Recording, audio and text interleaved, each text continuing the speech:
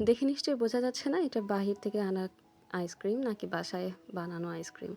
এত মজার একটা আইসক্রিম যে আমি বাসায় বানাতে পারবো আমি কখনো ভাবতেও পারিনি। আমার ছেলে থেকে শুরু করে সবাই কিন্তু ভীষণ পছন্দ করেছে। চলুন রেসিপিটি শেয়ার করা যাক। প্রথমে আমি আধা কেজির মতো দুধ নিয়ে এলাচ আর চিনি দিয়ে দুধটাকে একদম ঘন করে নিব, মানে ঘন করে জাল করে নেব। তারপরে পুরোটা ঠান্ডা করে নিতে হবে। তারপর আমি এখানে একটা হুইপড ক্রিম নিয়েছি, যে কোনো ব্র্যান্ডের হুইপড ক্রিম নিলেই হবে।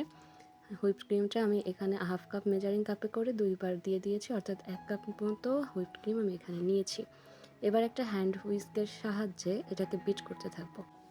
অনেকের একটা ভুল ধারণা আছে ইলেকট্রিক বিটার ছাড়া বোধহয় কোনো ক্রিমই বিট হতে চায় না বা হুইপড হয় না, তবে এটা কিন্তু একটা ভুল ধারণা।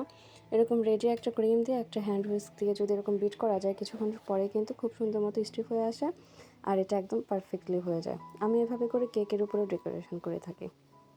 যখন ক্রিমটা হয়ে আসবে, হুইক্স থেকে আর পড়বে না, ঠিক তখন আমি আমের পাল্প দিয়ে দিচ্ছি এখানে। এখানে আমি হিমসাগর আমটা ব্যবহার করেছি, যেটাতে একদমই আসছিল না আর প্রচণ্ড পরিমাণে মিষ্টি একটা আম।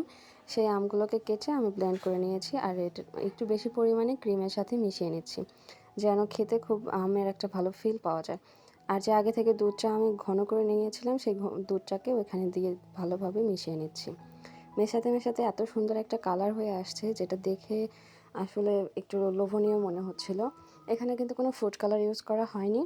কেউ চাইলে দিতে পারেন, তবে না দিলেও খুব সুন্দর একটা কালার এমনিতেই আসবে। আর এর ঘনত্বটাও দেখিয়ে দিচ্ছি। যখন হুইক্স থেকে এই ব্যাটারটাকে একটু ছেড়ে দেওয়া হবে, সহজে মিশে যাবে না, তার মানে এটা হয়ে গিয়েছে। তখন আমি একটা আইসক্রিমের বক্সে করে ডিপ ফ্রিজে সংরক্ষণ করবো। এখানে 1 লিটারের বক্সে পুরোটাই হয়েছে, অর্থাৎ আমি যে পরিমাণে তৈরি করছি সেটা থেকে 1 লিটারের মতো আইসক্রিম তৈরি হবে। আর একটু দেখতে আকর্ষণীয় আর লোভনীয় করার জন্য আমি এখানে উপর থেকে একটু আমের পাল্প ছিটিয়ে দিয়েছি আর কিছু কিশমিশও একটু ছড়িয়ে দিয়েছি, আর এতে দেখতেও কিন্তু অনেক সুন্দর লাগছে।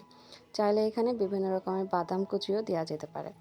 তারপরে আমি ঢাকনা দিয়ে ভালোভাবে ঢেকে তারপরে ফ্রিজে 7-8 ঘন্টার জন্য ভালোভাবে ডিপ করে নিব।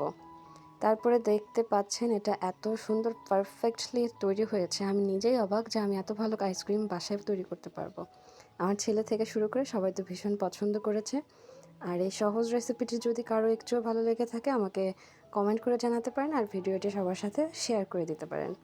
সবার কাছে একটাই অনুরোধ থাকবে, এভাবে একবার হলেও বাসায় আইসক্রিম তৈরি করে দেখবেন, আর বাইরে থেকে কিনে খেতে ইচ্ছা হবে না। আজ বিদায় নিচ্ছি। আল্লাহ হাফেজ।